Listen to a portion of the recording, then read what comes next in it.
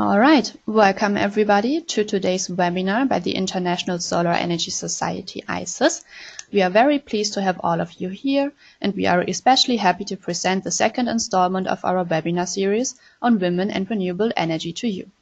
In the first installment of the series in November of 2018, we were introduced to the IRENA study on gender and renewables, and we are especially happy to have the speakers from IRENA as well as the Global Women's Network for the Energy Transitioning joining us again today to present the results of the study.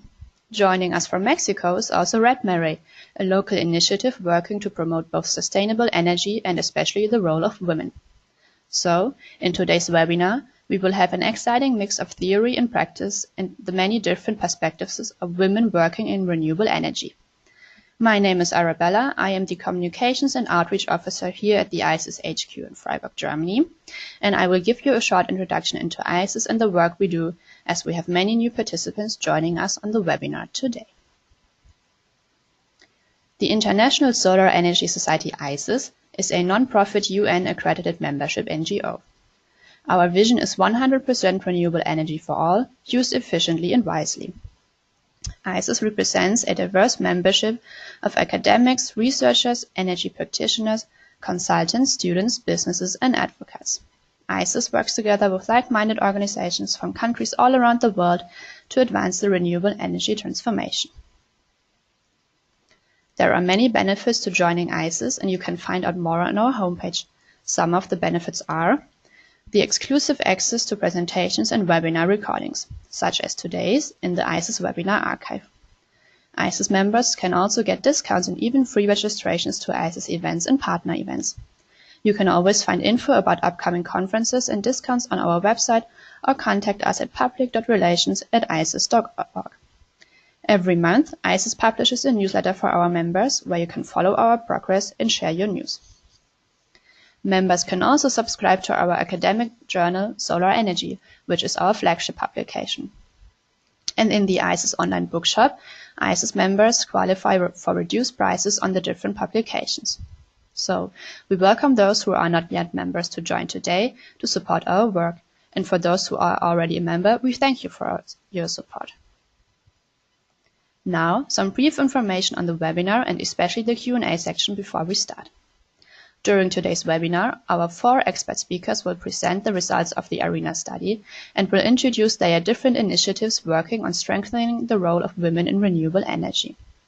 This will be followed by a Q&A section for you, the audience. For the Q&A section, we invite you to send in your questions, and we are looking forward to your participation. When sending in the question, please write who the question is for and keep your question short and precise. Please feel free to start sending in your questions anytime throughout the webinar. I am now happy to introduce our speakers and moderator for today. Our moderator for today is going to be Christina Lin. Christina has been on the ISES Board of Directors since 2018. In 2017, she co-founded the Global Women's Network for Energy Transition, which aims at empowering women in the sustainable energy sector. Christina herself has worked in the renewable energy sector for over 20 years. Graduating with a master's degree in international economics, she began her career at the regional Austrian Energy Agency. From there, Christina transferred to the European Renewable Energy Council in Brussels. From 2011 until 2018, Christina worked as the Executive Secretary of REN21. And Christina is going to be the moderator for today. Coming from IRENA, we've got Rabia Farooqi. Rabia joined IRENA in 2011, where she is the Deputy Director of the Knowledge, Policy and Finance Division and also leads IRENA's Policy Unit, which is responsible for a range of renewable energy policy issues, including design, socioeconomic benefits, and integrated research management. Rabia has over 20 years of experience working in both public and private sectors with governments in the Middle East and North Africa, energy companies in the Mediterranean region, and the GCC and different international institutions. Rabia holds a master's in applied economics and a PhD in economics from the American University in Washington, D.C. Also joining us from IRENA is Celia Garcia. Celia Garcia is an associate professional in IRENA's Knowledge, Policy and Finance Center in Abu Dhabi. Within the policy unit, she works on a diverse range of subjects, including socioeconomic benefits of renewable energy. Prior to joining IRENA, she worked with the Sustainable Bioenergy Research Consortium at Master Institute. Celia graduated as a chemical engineer from the Industrial Engineering School of the Technical University of Madrid. And joining us from Mexico today is Alexandra Campos Torres. Alexandra is the International Relations Coordinator of the Renewable Energy and Energy Efficiency Women's Network, REDMEREE. REDMEREE is the first network of its kind in Mexico, promoting women in the sector of renewable energy and energy efficiency, championing two agendas at once, the transition to sustainable energy as well as gender equality. Alexandra graduated from Tecnológico de Monterrey's International Relations Program and works as a consultant on gender issues. So this is our set of speakers for today, and now I'm happy to hand over to Christina, our moderator, for our first initial words. Thank you very much, Christina. Thank you very much, Arabella. Good hello, good morning, good afternoon, ladies and gentlemen, also from my side to this second webinar. It's a series actually of ISES on women in solar energy. And I think that we have chosen quite a good timing for today's webinar, as you might have realized that yesterday was the International Day of Girls and Women in Science. And I've just read some statistics that 65% of primary school children today will end up in jobs that don't yet exist. We will hear later on from IRENA and the study that there are not yet so many women in the energy sector. And all our effort is really to make sure that in the future there is more gender parity in the energy sector as we move along.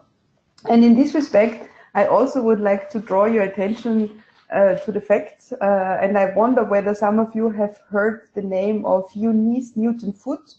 She was born in July 1819, and she can quite rightfully be considered the mother of global warming by CO2. She's a scientist, and she has published in 1856 an article, first a note in German and then a real paper, in which she indicated her discoveries. And unfortunately, back then, she was not really recognized for these findings. And the global warming effect by CO2 is actually attributed to somebody else who later published the paper, but not citing the information of Eunice Foote. And we were just, we are thinking also together with ISES that as she's going to celebrate her 200th birthday this year in July, we are going to mark this by a special event, which is putting a focus on the role of women in science. This is going to be celebrated most likely on July 10th at Intersolar in San Francisco. And ISES will definitely inform you about how exactly this is going to look like. So we see that there are women out there that contribute a lot. Not always things are known, and the existence of data is one of the most important factors for our political decision makers also to base their decisions upon. And in that respect, I would like to hand over the floor to my colleagues Rabia and Celia from IRENA to present the study that IRENA has launched in mid-January, which is called Renewable Energy, a Gender Perspective, where a lot of insights were gathered from people all around the world about the role of women in that sector. So over to you, ladies.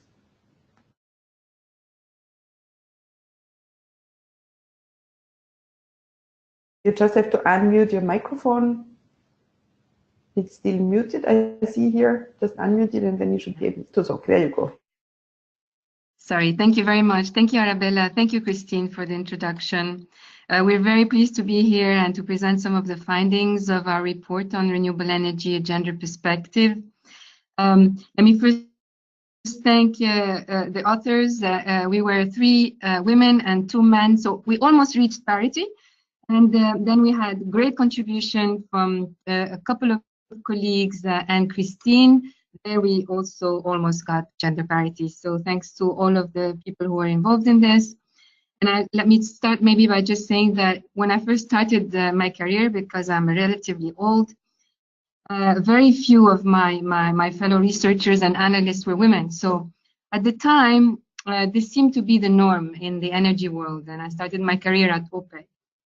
So about 2 decades later, this pattern has really changed, or started to change. And I think it's partly thanks to the emergence of renewables and the sort of more holistic, less centralized energy future that renewable energy can represent. So this multidisciplinary dimension of renewables seems to attract more women, at least more than the fossil fuel industry. The current study that we're presenting today shows that women represent about 32% of the full-time employees of the responding organizations to the survey, which is substantially higher than the 22% average in the global oil and gas industry. But of course, like in other fields of work, women still encounter many obstacles. If the global energy transformation is supposed to drive sustainable growth and development, then it needs to be inclusive in every sense. And that means that women have to be part of it. So over the years, IRENA has shown its commitment to advancing gender equality in the energy transition, starting from the agency's aim to fulfill a 50-50 gender quota in the hiring staff. We're not quite there, but almost, you will see. From an analytical point of view, IRENA has been studying the status of women's participation in the sector since 2011. And what we've always done is look at two distinct deployment settings. One is the modern sector, and the other is the energy access context. So the report we're presenting to you builds on our previous work through research from the literature, quantitative insights from a global online survey we conducted, which many of you responded, and to which a few organizations were really instrumental in helping us gather. That includes Christina's, the GWNET, includes REN21 and a few others. We were able to attract close to 1,500 respondents, organizations, women from 144 countries, from different kinds of stakeholders.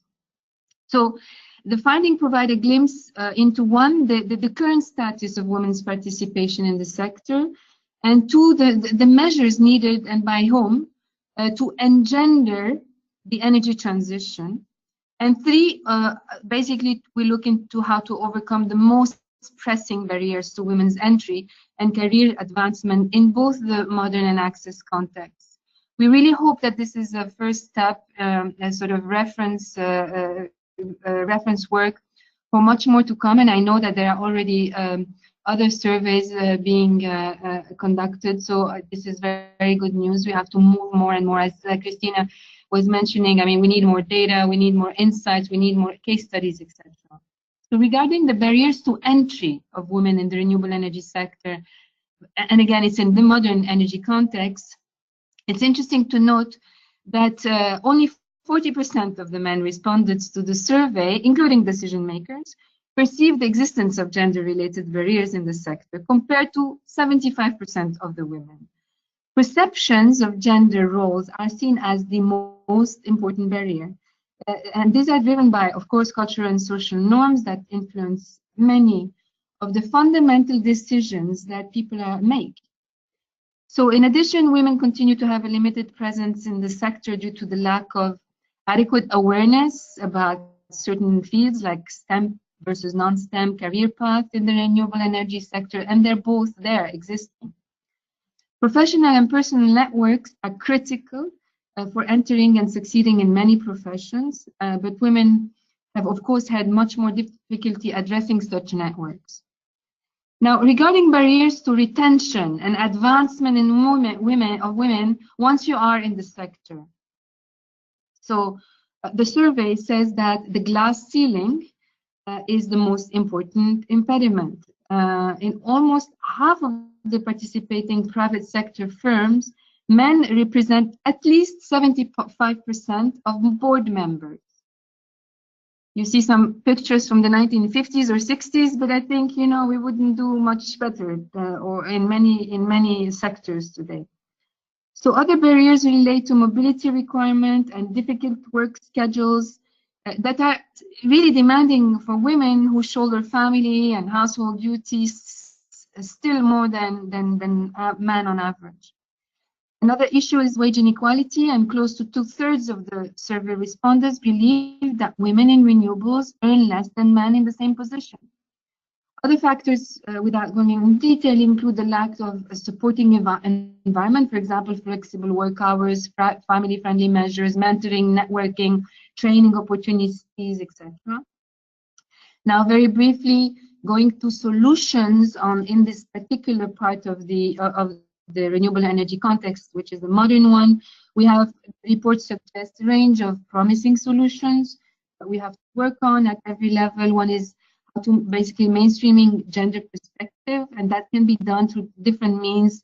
Some of them are audits or awareness training that can change perceptions and also specific workplace practices. I mean, just to give you one example of gender audits, Energía carries out those gender audits in several developing countries to support mainstreaming. Leveling the playing field for the genders is another one by creating supportive networks and mentorship arrangements for women. Examples are online program developed by GWNET for mentoring, for example, and there are others that greatly provide, for example, awards to women, Women of the Year by Wire, etc. Improving access to adequate education and training opportunity, basically by, for example, adjusting curricula, targeting scholarships and internships. And we know of examples at MIT or King's College London that have changed curricula to better attract women. The next one where we speak about is how to introduce gender targets and quota to address workplace imbalances. For example, Engineers Canada adopted a 30 by 30 program to raise the number of newly licensed female engineers to 30% by 2030. Very interestingly enough, countries that have mandatory quotas for corporate boardrooms have done much better than those without, and that's the case without. So that's the case of France, of Germany, Norway, that have much higher shares of women in their boardrooms. So we have to think about that. Finally, there's another two. One is committing the leadership, basically to ensure workplace policies and practices, to have maybe fair and transparent decision making and equal pay. To give you one example, in Iceland, public utility Reykjavik Energy adopted policies to eliminate the gender pay gap. There are other examples, of course. And finally, we also speak about how to introduce greater flexibility in work arrangement. And in the survey, part-time employment and flexi-time arrangements were among the most favored options among survey respondents, together with adequate paid parental leave policies. And it's now a pleasure that I give the floor to the other author, Celia, who will speak about the access context and give concluding remarks. Thank you, Rabia. So, well, women in areas where energy access is still being established or expanded also face barriers to participate in the survey actually revealed that in the field of energy access, the most commonly cited barrier was cultural and social norms, followed by lack of gender sensitivity policies, opportunities, and inequity in asset ownership. Excuse me, can you come a bit closer to your microphone, please? We can't hear you very well. Thank you. So it is interesting to point out that much better. Perfect. It is interesting to say that cultural and social norms was the barrier selected more often by respondents in Europe and North America, while respondents from other regions were much more likely to select the lack of skills and training. In identifying solutions, respondents highlighted first the importance of access to education and training. Examples include the Barefoot College and the Solar Sisters, which recruits, trains, and supports women entrepreneurs and supplies them with solar power products and clean cookstoves. Over half of the respondents also cited mainstreaming gender in access programs, such as the cooking energy programs that HIVOS implemented all across Africa and Southeast Asia. This was followed by the need to improving access to finance, such as the Self-Employed Women's Association in India, which provides loans for women in communities with limited access to electricity. Respondents also highlighted the need to mainstream gender in energy access projects, programs, and policies, even at the regional level, such as the one of ECOWAS. The socioeconomic dividends of gender mainstreaming are huge. Several examples covered in the report suggest improvement in women's self-perception and empowerment within the community. In Indonesia, for instance, over 500 Wonder Women have been trained as social entrepreneurs selling clean energy technologies that have reached over 250,000 people. It is estimated that around 20% of women became more empowered within their families, taking on a greater role in household decision-making, and almost half of them perceived an improvement in their status. To advance gender equality in renewable energy sector, several measures can be taken. For example, mainstreaming gender in energy sector frameworks at all levels, including policy making, program design, and project implementation. This means that gathering and reporting of gender disaggregated data is crucial to set baseline and monitoring progress, which is what we have been trying to do with this survey. Tailoring training and skills development in technical and not technical subjects, and in broad businesses and leadership skills. Adequate education and training opportunities should be enhanced through adjustment in curricula or by strengthening mentoring programs for women. Attracting and retaining talent in the sector through policies such as gender quotas, parental leave, part-time positions, flexible work hours, and equal opportunities for professional development. In the access context in particular, efforts beyond the skills and training are also needed, focusing on access to financing and markets. Challenging cultural and social norms to strengthen the visibility of the diverse roles women are playing in the energy transition and help women become agents of social and economic transformation in their communities. In conclusion, advancing equality and diversity in the energy sector is a compelling proposition rather than a zero-sum game. Establishing gender as a pillar of energy strategies at the national and global levels will produce a swifter and more inclusive transition to renewable energy while accelerating the attainment of multiple sustainable development goals. To finalize as well, we would like to say that we are 71 women out of 163 people working in IRENA, which is roughly a 43%. So we are almost there in the 50-50 quota. Thank you. Thank you very much, both Rabia and Celia, for the presentation of the study, which, by the way, you can download from the IRENA website. So it's called Renewable Energy, A Gender Perspective. And it gives a good overview on the detailed insights of the study.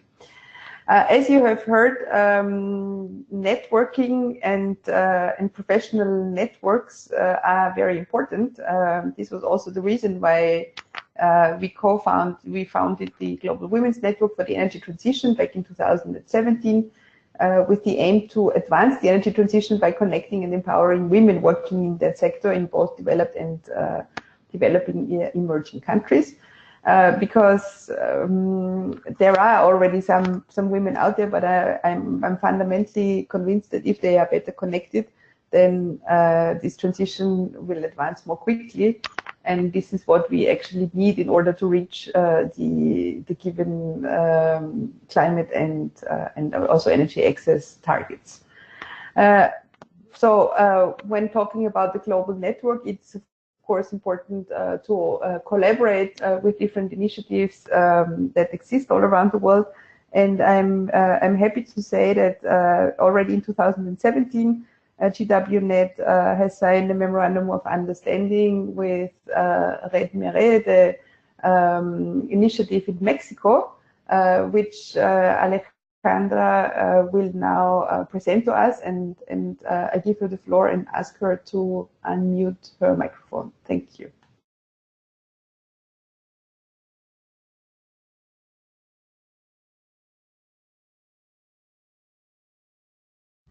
Thank you very much, Christine. I'm happy to share with you the experiences and the work that we perform at the Renewable Energy and Energy Efficiency Women's Network, REDMEREE, at Mexico, which is the first network of its kind in Mexico, and aware that the energy sector, despite being such a vibrant and dynamic field, is still one of the most unequal in terms of gender and has been traditionally male-dominated. For that reason, we consider that gender equality.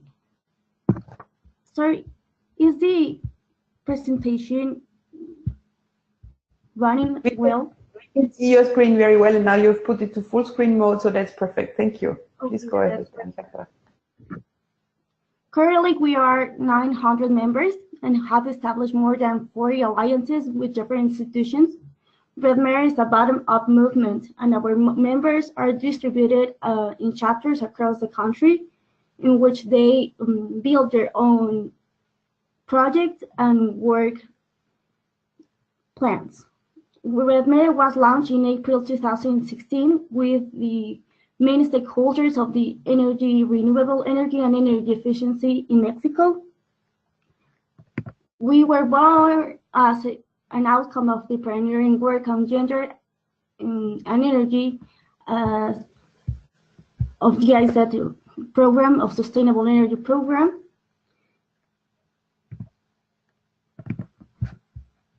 Also,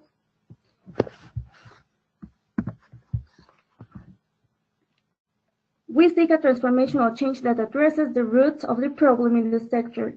Our main goal is to empower our partners to be agents of change in the sector, and REDMEREE is an instrument to give women voice and visibility, because we know women are able to sketch the future of the energy sector with their knowledge, innovation, and perspective.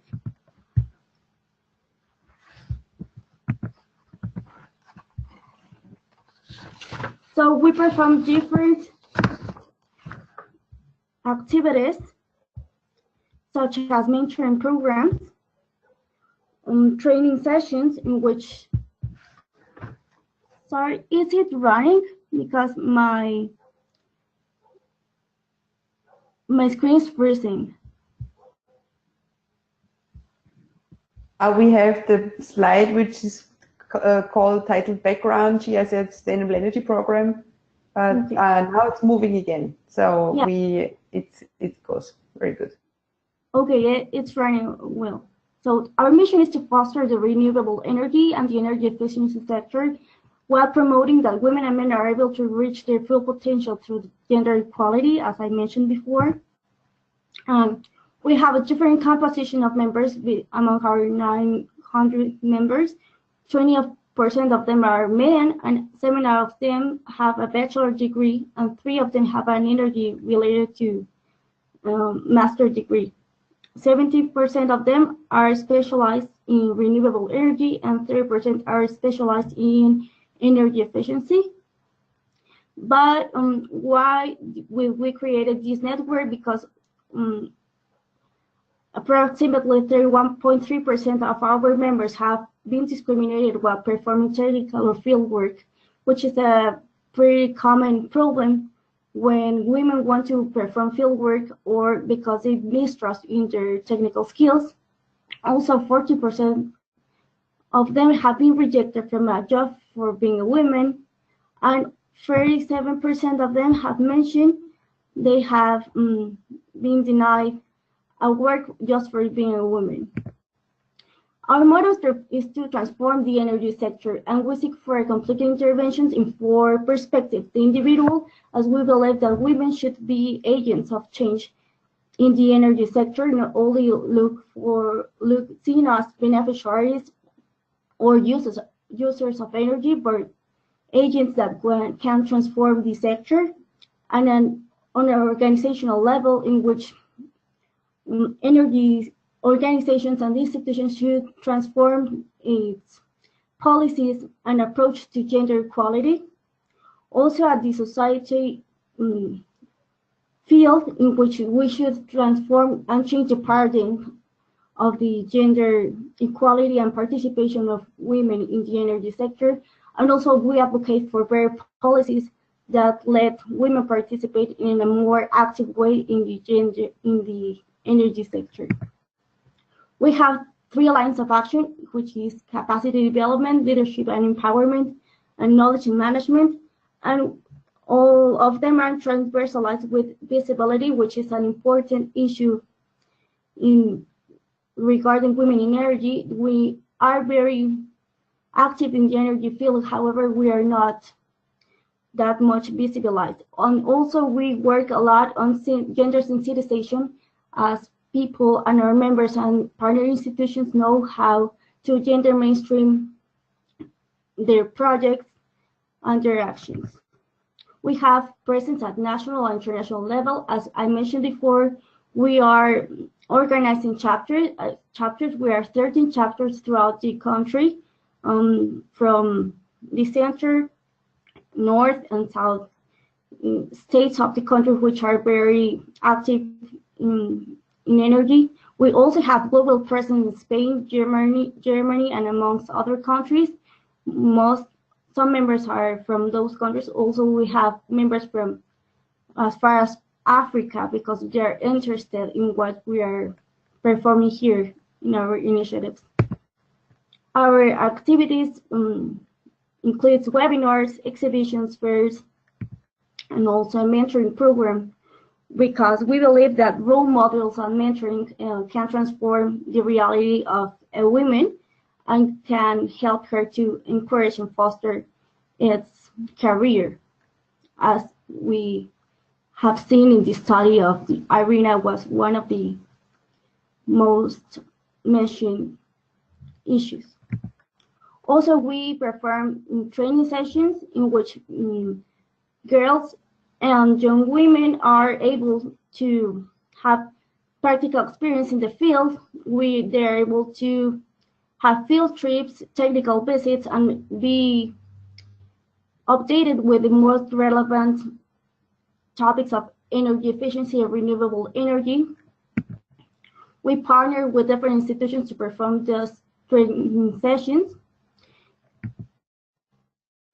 We also have the REDMEREE Talent Scholarship, that is a scholarship in which a senior professional sponsor in a junior professional or an undergraduate student in order to achieve their goals, or if she wants to perform an investigation or a research or an internship, she sponsors and guides her in sort of a mentoring in order to achieve their development of research projects.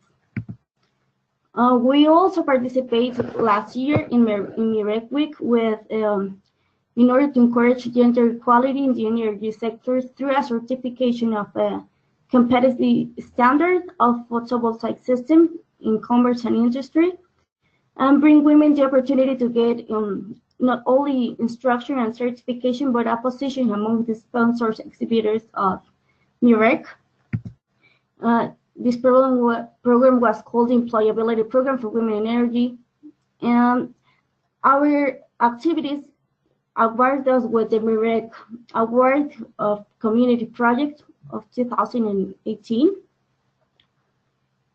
And we are all another project that was a signed project from REDMEREE was the study of gender and creation of the gender roadmap for the energy transition. It was a groundbreaking multi-stakeholder effort led by the Mexican Ministry of Energy, the German Corporation for Sustainable Development, and REDMEREE, and which aims to create the first national strategy to achieve gender equality and empowerment of women in the sustainable energy. And it seeks to be on public policy input that provides a midterm strategy and fosters the collaboration of energy stakeholders and women around the country. And some important data from this roadmap was based on the methodology of the International Energy Agency. It was a groundbreaking roadmap regarding social sciences. It was one of the first roadmap which was focused on social problem. It serves as a guideline of reference for other countries and industries.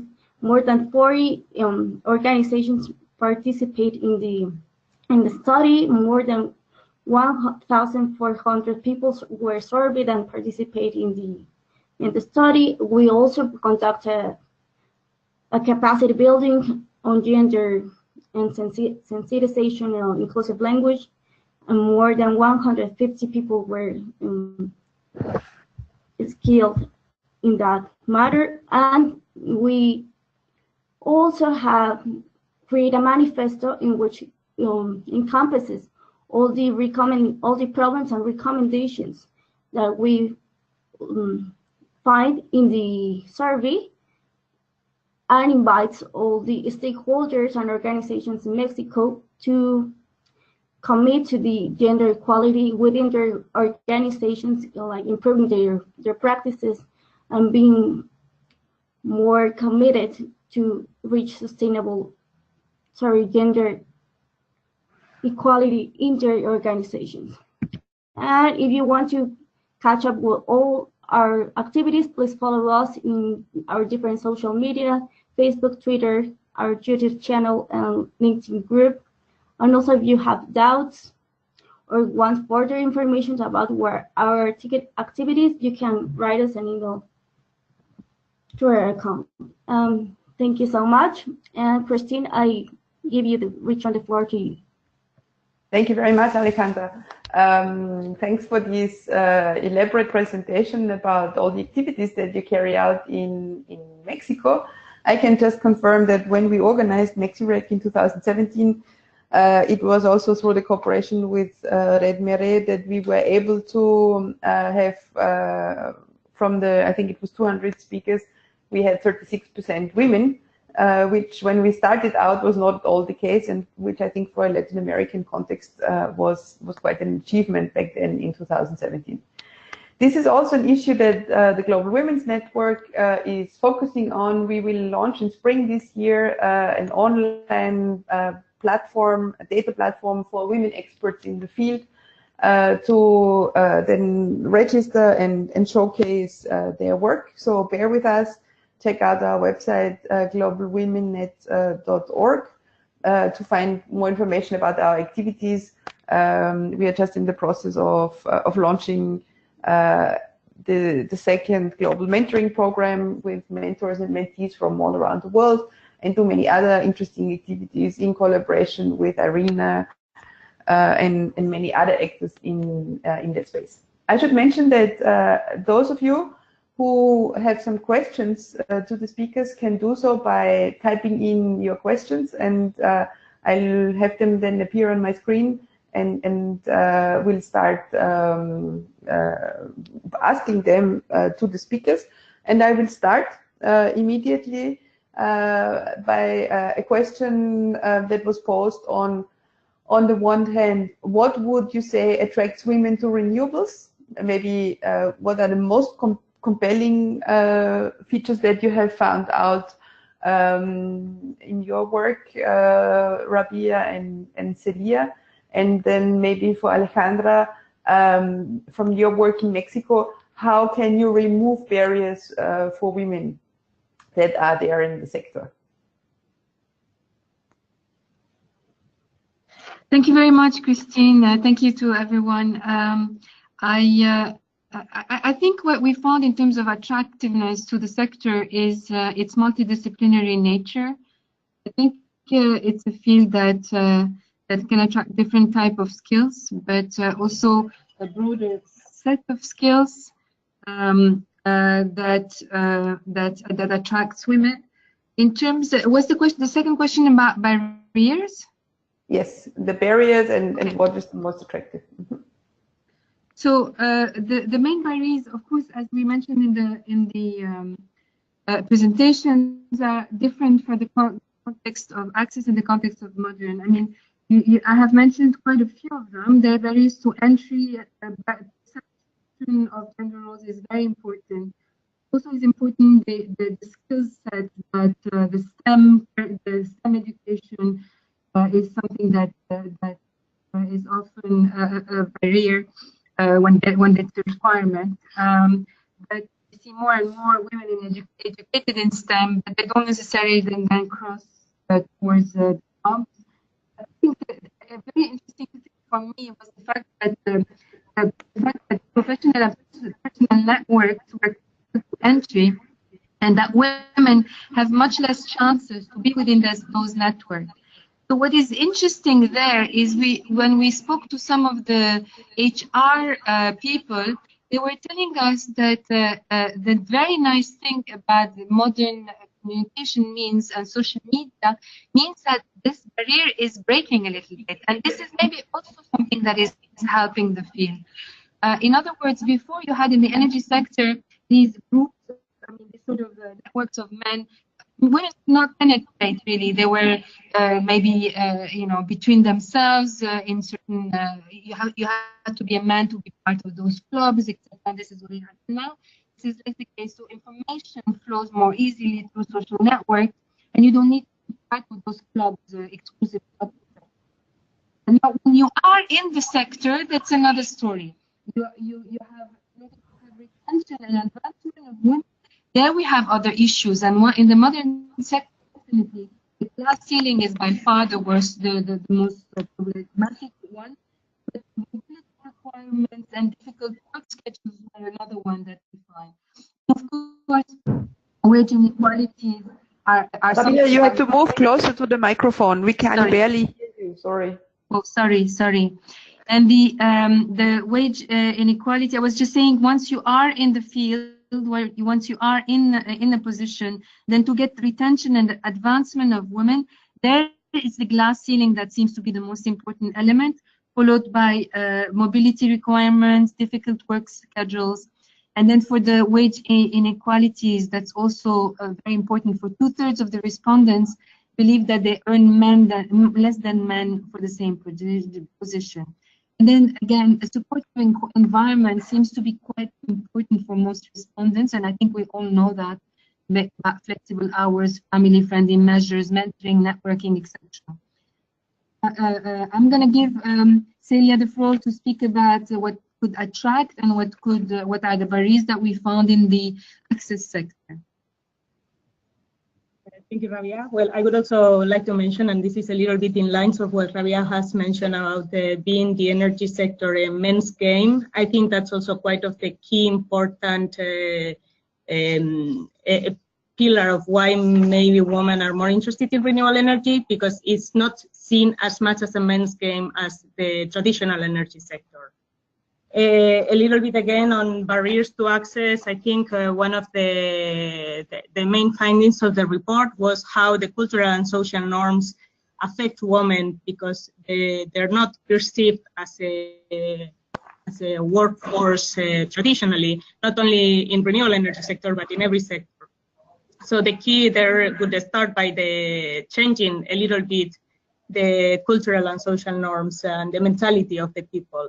And renewable energy is a good way to anchor and to have an action to include women in this type of, in the mentality of people that they belong to the workforce. As a part of renewable energy includes cooking energy sources. And in that aspect, women have not regularly been the decision maker on that context, as they are the ones mostly involved in the cooking tasks. So that is a barrier, but at the same time, we could consider it a way to change a little bit the society and try to give a more prominent role for women as the decision maker on the main cooking sources, which would eventually translate in a more in participation in the workforce. And also another interesting point is all the programs that we have already mentioned on how Solar Sisters, for example, are training women, again, for some of the same issues, taking into consideration lighting. If women start having some role and some voice in this aspect, making the move towards the workforce is less challenging than once they have been cornered and they don't have the voice. Thank you very much. May I just kindly ask you in the future to be a bit more concise in your answers, all of you, because we have so many questions that I would like to ask as many as possible. Alejandra, do you have something to exactly add there, or can I ask you another question? No, please ask another question if you want. Okay, so then there was a question coming in, how can we promote energy entrepreneurship among women from the sector as well? Any insights or any ideas on this? Any of you? Maybe Alejandra first, whether you have also, you work also on the entrepreneurship component in REDMEREE, or whether the colleagues from IRENA would like to get involved. Yes, Christine, we work also in entrepreneurship. I think one of the most important actions we could perform to foster entrepreneurship among women is to, at least here in Mexico, is first of all, role models. For example, I think that mentoring women in order to build their business plan and create have a pretty clear example or objective within entrepreneurship could help her, and some guidance also could help her, because as they mentioned, cultural barriers and social barriers most of the time don't let women like foresee themselves as entrepreneurs.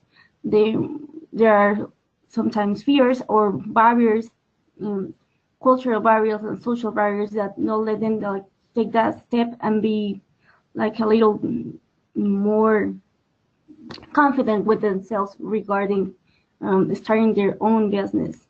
And I think like a role model or a mentor, and also someone that can guide them, would be a pretty good first step in order to foster entrepreneurship in Mexico. Also, finance mechanisms.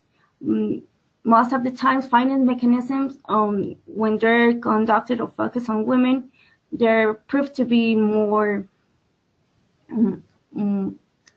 efficient, because women tend to be more organized and have a sense of being more responsible with their payments, and also all the financial mechanisms and social barriers could be a pretty good step for fostering entrepreneurship.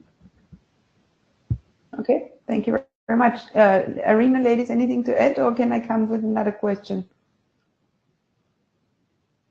I would like to also mention, and this is again what we discussed in the presentation, especially in the access context, the fact that the access to finance is so limited for women, and even in some societies, women are not women have unequal asset ownership or rights. That could be the main barrier. Mm-hmm. Thank you very much. A question that came in quite precise to IRENA: what have institutions like the MIT done to make curriculum more appealing to women? What does it mean to strengthen curricula to foster women enrollment in STEM? Thank you very much. So there is a curricula of an engineering class that in MIT that did not attract women at all. So the curricula was reworded, let's say, redrafted and some of the classes within the particular some of the particular courses that adapted to have a more multidisciplinary nature, with an objective that was clearly more holistic, and it seems that the enrollment of women grew exponentially. Mm-hmm. Thank you very much. Another question that came in is, how can inclusivity be incentivized for an organization? Inclusivity, I guess, meaning more inclusive when it comes to gender, but probably also social inclusivity. So very briefly, for me personally, I think quotas and targets are extremely important, and we see that countries that have introduced them are faring much better than others. They can be of different nature. They can be in education, they can be in training, they can be within an institution in terms of targeting women in for certain positions. They can be also in terms of promoting women and breaking the glass ceiling, among many other aspects. I would like to say also that, for example, in IRENA, we have the gender focal point, which actually is sitting here with me, Rabia Farooqi, and I think inside the organization, this gives some importance, and we feel like women have a voice inside the organization. So it's a role that may be more, like it's not anything more than symbolic, but that symbolism is very important. Okay, thank you very much. Then there is a question from a lady saying that she has a research project on gender technology and energy in Argentina, and she was wondering how to connect the network. So for the Global Women's Network, you can join online. Just check out our website. If you have information about your research project and would like to share it with IRENA or the Global Women's Network, please, I encourage you to send information to ISES, who will then happily forward it on to the other organizers. Another question coming in, do you have any insight in the role of women in the solar renewable sector in India?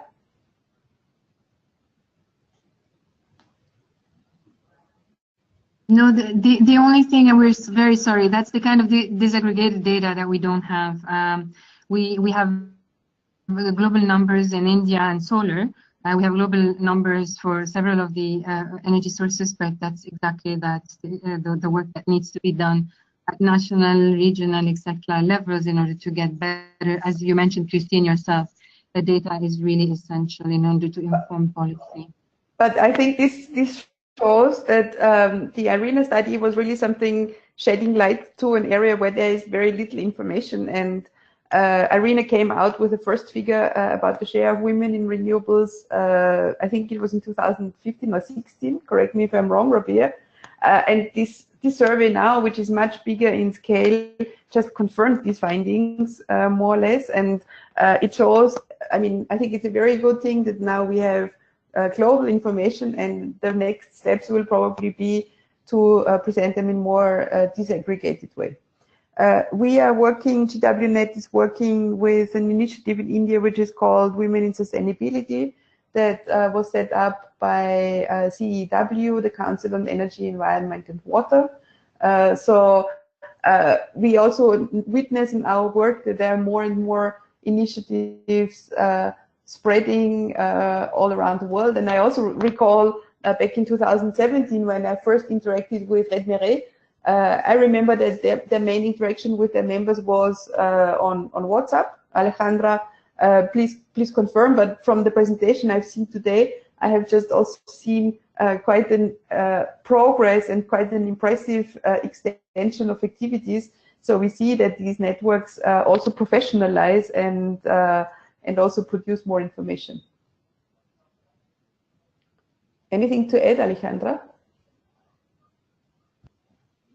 We are more professionalized. There are other movements. However, our network begin with the background of the ISES program, Sustainable Energy Program, and all its initiatives. And after we have compound and encompass different professionals, women professionals in energy, we decided to launch the network in order to become the bridge between the newly renewable energy students and the professionals and organizations of the sector. I don't know, Christine, if that answered your question or. Yes, perfect. Thank you very much. There is lots of compliments to the speakers on their interesting presentations. There is questions about how things are interlinked. I think there are what we really see right now is that there is a spreading of different initiatives. The IRENA survey is a great resource which also portrays all the information that is out there. And as we said, it's work in progress. It's a starting point, but I think we are on the right track. There's a question in here: how can we promote renewable energy and empower women within their households and communities without reinforcing gender roles at the same time? The lady says she's thinking about solar cookers and how they can reduce greatly biomass for cooking and contribute to creating space and time for meetings, debate, and organizing for women. But also these projects are being targeted mainly to women, reinforcing in this way gender roles. So any ideas about how we can promote renewables without reinforcing gender roles?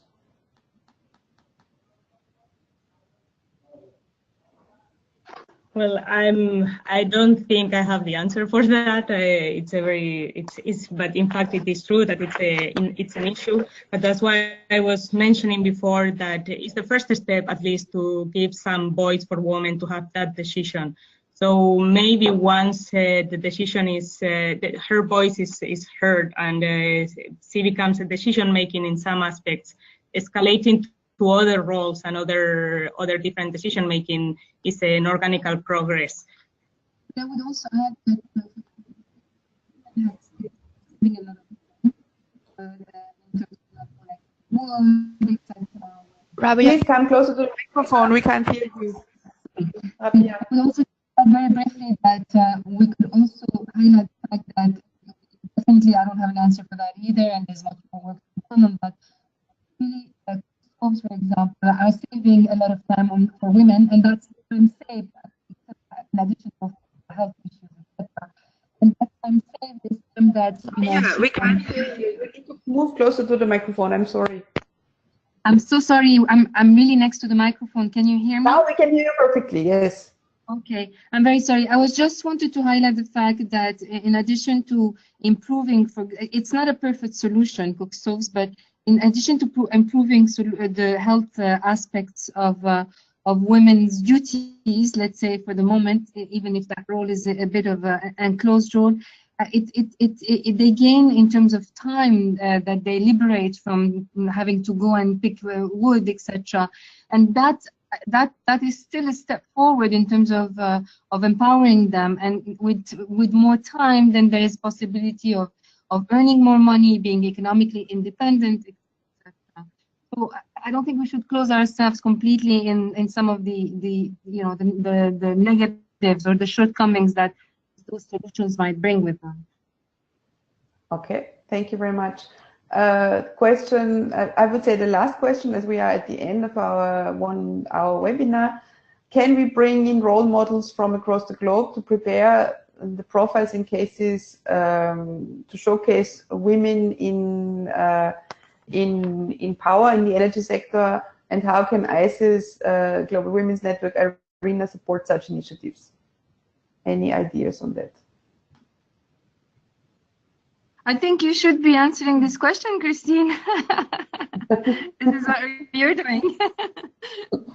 Yeah, no, I mean, actually, one of the reasons that motivated me to co-found the Global Women's Network was really that I was at a conference a couple of years ago, and I was approached by a young woman who just said to me that she felt like I was a role model for her. And I was a bit struck by this comment and didn't really know how to react, because I was just thinking I'm just doing my job, and then that gave me a lot of thought. And it's true that there are not so many women out there, and so luckily they're getting more. But through networks, through mentoring, and also through highlighting the capability of women in be it junior, middle, or top management positions, I think we can achieve a lot. And this is also one of the issues why GWNET is developing this database, this platform, which should give access to all women in the field to really highlight their competencies, and then also be searchable for either conference organizers for speaking positions, or also researchers who would like to cooperate. But I think that all 3 organizations involved in here, be it IRENA or ISES or GWNET, are actually quite good in connecting the dots. I think this second webinar in the series of women in solar or in renewable energy shows that this is an important aspect of our work. I'm thrilled that there were so many of you having raised questions. Those that we could not answer during the discussion, we will get back to you individually. And with this, I would like to thank you very much for your engagement. I would like to thank the speakers, Arabella, for hosting us today, and hand back to you, Arabella, for the final words from the ISES Secretariat. Yes, thank you very much, Christina, and thank you very much to Rabia, Celia, and Alexandra for joining us on the webinar today. And I think we really had a very good and very fruitful discussions, and a lot of very valuable points were brought up. And yeah, so thank you to all of you, our speakers, and thank you to you, the audience, for submitting all of your questions and making this webinar so interesting for us. Before we end for today, there are two more important events ISES is happy to share with you, which you can see in a second. The first one is in November 2019, ISES will be hosting the Solar World Congress 2019. This is ISES' landmark global conference, which takes place every 2 years and unifies solar research, industries, and politics. The event consists of plenary speeches, presentations, forums, workshops, social events, technical tours, and more. The Solar World Congress will be held together with the IEA Solar Heating and Cooling Conference for Buildings and Industry, as well as the 9th International Conference on Solar Air Conditioning. We have the call for abstracts, which is now open, and we welcome all of you to submit your abstracts. So everybody, get to the keyboards and submit your abstracts. We really are looking forward to it. You can find all topics and themes, as well as the instructions on how to submit your abstracts on the conference homepage. The conference homepage is www.swc2019.org, and the deadline for the submissions of these abstracts is the 28th of February. So if you are looking for some abstract submissions, this is your place to go. And then we would also like to invite you to our next webinar, which we are already planning. And this is going to be in March 2019, when ISES welcomes the IEA SAC Solar Academy. This webinar will be the first of a series of webinars of the IEA SAC Solar Academy in cooperation with ISES for 2019, and it will introduce Task 55 of the IEA SAC on the integration of large solar heating and cooling systems into district heating and cooling networks. So this webinar will be held on March 21st, and registrations will open at the end of February for this. And we welcome all of you to come back for the next one. For my final announcement for today, there will be a recording of today's webinar, and it will be available on the webinar homepage for you to re-listen to in about 1 to 2 days. We usually upload them after the webinar. A special benefit to all of our ISES members. ISES members additionally have unlimited access to all past ISES webinars, as well as the presentations. So, for example, the presentations you saw today. Now, on behalf of ISES and on behalf of our speakers and our moderator, we thank all of you, and of course, again, the great set of speakers, for your participation in today's webinar. We are always looking forward to your feedback, and you can write to us at public.relations@ises.org. And we also invite you to complete the survey, which you will receive as a follow-up after the webinar. So thank you again to everybody who joined us today. I will now end the webinar, and we wish you a great day. Thank you very much. Bye-bye.